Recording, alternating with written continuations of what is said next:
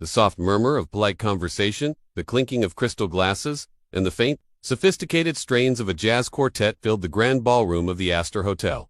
Tonight was the annual Blackwood Charity Gala, an event synonymous with old money, philanthropy, and an unspoken dress code of understated elegance. Sarah, navigating the tables with practiced grace, felt a familiar prickle of discomfort beneath her professional smile. Her black uniform, crisp and impeccable, did little to hide the vibrant canvas that adorned her left forearm. It wasn't a small, discreet design. It was a sprawling, intricate piece, a stylized rendering of a phoenix rising from ashes, its wings unfurling in a riot of crimson, gold, and obsidian. Intertwined within the feathers were delicate, almost hidden, dog tags, and at the heart of the design, a single, perfectly rendered poppy. It was a masterpiece of ink, a testament to ours under the needle, and a story etched permanently into her skin. To Sarah, it was a shield, a memorial, and a promise. Too many in this room, it was simply a tattoo. And in their world, tattoos belonged on sailors, bikers, or, at best, the discreetly hidden parts of rebellious youth. Not on a server at a high school. She had learned to endure the sidelong glances, the quick, dismissive looks, the subtle tightening of lips. Tonight, however, a particular table seemed intent on making her existence a personal affront. It was table 7, occupied by the formidable Mrs. Eleanor Vance, a woman whose pearls seemed to hum with judgment, and her equally severe coterie of friends. They were the kind of people who believed that character could be read in the absence of body art, and they made no secret of their disdain. As Sarah approached with a tray of champagne flutes, she heard Mrs. Vance's voice, sharp and clear, though ostensibly directed at her companion. Honestly, Margaret, the standards these days, one expects a certain decorum at an event of this caliber. Such a display, it's quite distracting, wouldn't you agree? Margaret, a woman with a perpetually pursed mouth, nodded vigorously. Indeed, Eleanor, one wonders about the judgment, and what sort of message does it send? Is this the new face of hospitality? Sarah's grip tightened on the tray. She kept her eyes fixed on the task, her movements fluid and professional. She poured the champagne, her hand steady, despite the heat rising in her cheeks. She could feel their eyes, not just on the tattoo, but on her dissecting, dismissing, and the subject matter, Mrs. Vance continued, her voice dropping to a theatrical whisper, though still loud enough to carry. A phoenix, you say? So dramatic. And those dog tags? Is she trying to make some sort of statement? Perhaps she fancies herself a hero. A brittle, humorless laugh escaped her lips. Some people will do anything for attention. Sarah bit back a retort. Attention. This tattoo wasn't for attention. It was a scar she wore with pride, a constant reminder of a life irrevocably altered, a love tragically lost. It was a tribute, a promise, a silent scream of defiance against the oblivion of grief. But she couldn't explain that to them. They wouldn't understand. They saw only the ink, not the story. She moved away, the mocking laughter echoing in her ears. It wasn't the first time, and it wouldn't be the last. She had chosen this path, chosen to wear her heart on her sleeve, or rather, on her forearm. But tonight, the casual cruelty felt particularly cutting. At a quieter table, on the periphery, a man sat alone, observing. Colonel Thomas Miller, USMC, was a study in quiet dignity. His silver hair was impeccably combed, his dark suit tailored to perfection, and his eyes, a piercing blue, missed nothing. He had seen Sarah approach table 7, had heard the condescending whispers, and had watched the subtle slump of her shoulders as she retreated. He had also seen the tattoo, and he knew. He took a slow sip of his water, his gaze lingering on Sarah as she served another table, her face now carefully blank, a mask of professional indifference. He saw the tremor in her hand as she placed a glass down, a fleeting vulnerability that betrayed the composure she desperately tried to maintain. The evening wore on, and the group at table 7 seemed to grow bolder, their comments less veiled. As Sarah passed by again, Mrs. Vance, emboldened by a few too many glasses of Merlot, called out, "Young lady, a moment, if you please." Sarah stopped, turning slowly, her smile strained. "Yes, Mrs. Vance, that artwork on your arm," Mrs. Vance said, gesturing dismissively with a manicured hand. "It's rather prominent. Don't you think it's a bit unprofessional for this setting? One expects a certain level of refinement." One of her companions, a man with a booming laugh and a florid face, chimed in. "Perhaps she's trying to impress us, Eleanor? A little rebellion, though I must say, a phoenix. Rather, isn't it? And those dog tags?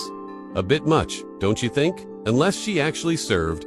Highly unlikely, I imagine." He chuckled, and his friends joined in. A chorus of condescending mirth. Sarah's breath hitched.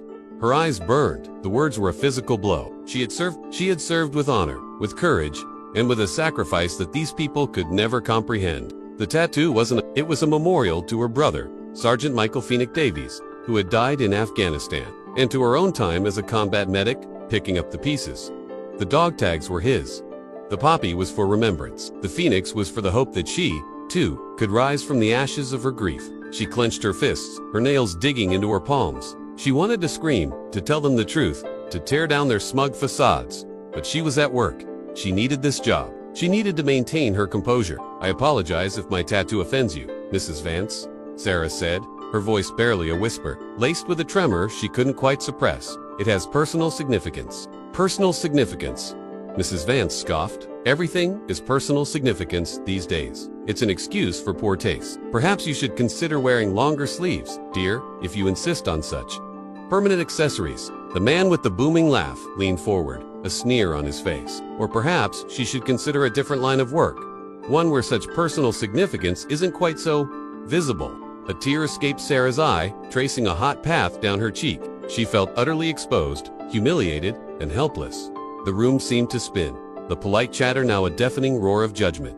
She wanted to run, to hide, to disappear. The injustice of it all gnawed at her. They saw a symbol, a piece of art, and immediately assigned it a superficial meaning, completely blind to the profound weight it carried. She thought of Michael, his easy laugh, the way he'd always protected her, even when they were kids. He was the reason she'd joined, the reason she'd chosen to serve. And now, his memory was being trivialized by people who had never known a day of true hardship. The humiliation was a hot, suffocating blanket, threatening to smother her professionalism. It was then that a shadow fell over table 7. Colonel Miller, who had been watching the entire exchange, had risen from his seat.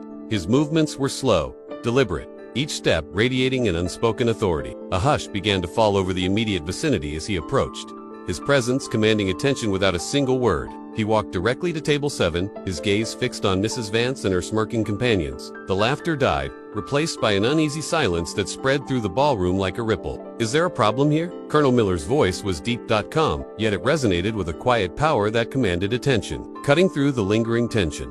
Mrs. Vance, momentarily flustered by his unexpected appearance, straightened her pearls, a nervous flutter in her chest. "Colonel Miller, no problem at all. Discussion about appropriate attire for such an esteemed event." She gestured vaguely towards Sarah, attempting to regain her composure and project an air of righteous indignation. The Colonel's eyes, cold and unwavering, met Mrs. Vance's. "Indeed, and what, precisely, do you find inappropriate?" His tone was polite, almost deceptively so, but his gaze was like steel. "Well, the tattoo, Colonel," the booming-voiced man interjected, attempting to regain some of his bravado, though a flicker of uncertainty now danced in his eyes.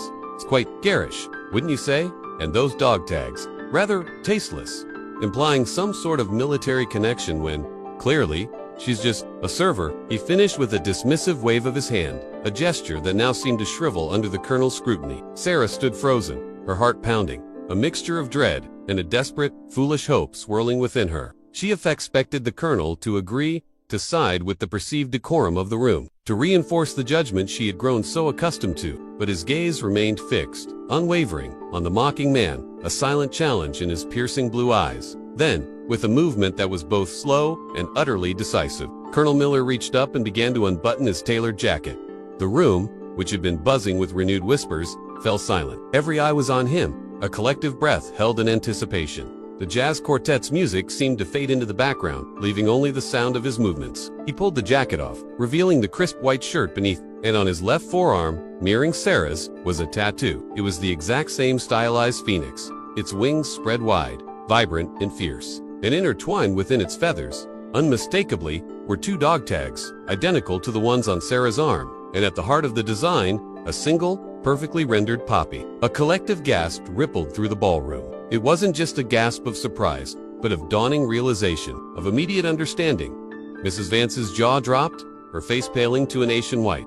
The booming-voiced man's sneer vanished instantly, replaced by a look of utter horror and profound embarrassment. His face, once florid, now seemed to drain of all color. Colonel Miller held his arm out, displaying the tattoo for all to see, not with defiance, but with a quiet, powerful dignity. His voice, though still calm, now carried the weight of command, each word a hammer blow in the stunned silence.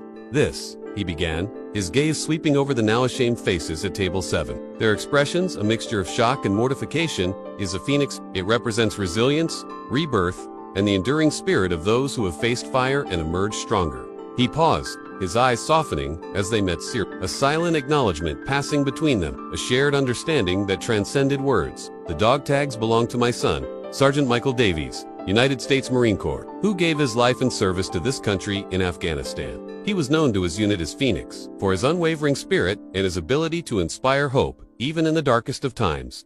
He then looked directly at Sarah's arm, his voice swelling with profound pride. "And this young lady," he continued, his voice now imbued with an undeniable warmth, "is my daughter, Sarah Davies. She served alongside her brother as a combat medic in the very same unit. She was there when he fell, and she continued to serve with distinction, saving lives under fire, even as her own world crumbled around her." He gestured to the poppy. The poppy, as you may know, is a symbol of remembrance for those who have fallen in war. "Both of these tattoos," he said, gesturing to his own and then to Sarah's, "are identical. They are a shared tribute, a shared burden, and a shared promise. A promise to remember Michael, and a promise to honor the sacrifices made by all who serve." The silence in the ballroom was absolute, thick with shame and revelation. Mrs. Vance looked as if she might faint, her carefully constructed facade crumbling around her. The booming-voiced man stammered, "Colonel, I had no idea. My deepest apologies. We truly didn't know." His voice was barely a squeak, all his earlier bluster gone. Colonel Miller's gaze was unyielding, his blue eyes holding a quiet intensity. "No," he said, his voice dropping slightly, but losing none of its authority. "You didn't. You saw a tattoo, and you made assumptions. You judged a book by its cover, and in doing so, you dishonored not only my daughter, but the memory of a fallen hero, and the service of countless men and women who bear their sacrifices, visible or otherwise." His words hung in the air, a stark indictment. He turned his full attention to Sarah, his expression softening to one of immense love and pride that made her heart ache. He reached out and gently took her hand, his thumb brushing over the phoenix on her arm. "Sarah, my dear," he said, his voice barely above a whisper, filled with a tenderness that brought fresh tears to her eyes. "You have nothing to apologize for. You wear your history, your honor, and your love for your brother with courage.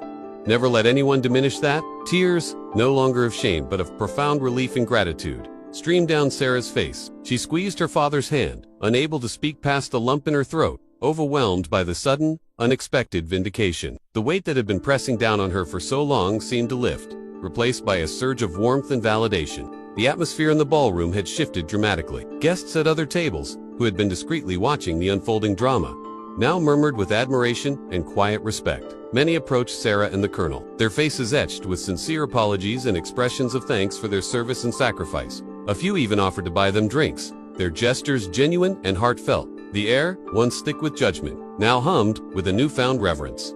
Mrs. Vance and her companions, utterly mortified, made a hasty and undignified retreat, their faces flushed with embarrassment, avoiding eye contact with anyone. The booming-voiced man, now reduced to a whimpering mess, practically tripped over his own feet as he fled, his earlier arrogance a distant, shameful memory. Later, as the gala began to wind down, Sarah sat with her father at a quiet table, a glass of water in her hand. The jazz quartet played a softer tune, and the air felt lighter, cleansed. The earlier tension had dissipated, replaced by a sense of peace. "Thank you, Dad," she whispered, her voice still a little shaky, but infused with a deep sincerity. "You didn't have to do that.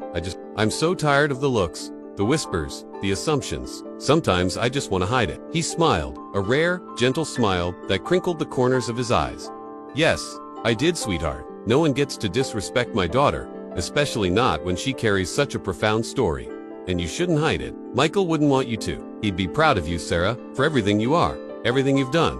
He paused, his gaze thoughtful. "Besides," he added, a twinkle in his eye, "it was high time those folks learned a lesson about what truly defines a person. It's not the absence of ink, but the presence of character, courage, and compassion. And you, my dear, have all of that in spades." He looked at her tattoo, then at his own. "We carry them, Sarah, both of us. Michael's legacy, our story, and it's a story worth telling, even if some people aren't ready to hear it. But tonight, they heard it, and they won't forget." Sarah nodded, a newfound strength settling in her heart. The weight of judgment had lifted, replaced by an overwhelming sense of pride. Her tattoo, once a source of quiet anxiety in such settings, now felt like a beacon, a symbol of her truth, a testament to enduring love and sacrifice. She looked around the ballroom, no longer seeing judgmental stares, but curious, respectful glances, and even some smiles of genuine admiration. She had been mocked, but in the end, her story, etched in ink and revealed by a father's unwavering love, had silenced the critics and shone a light on what truly mattered. And for the first time in a long time, Sarah felt truly, completely, and unapologetically herself, ready to face the world with her phoenix rising, unafraid.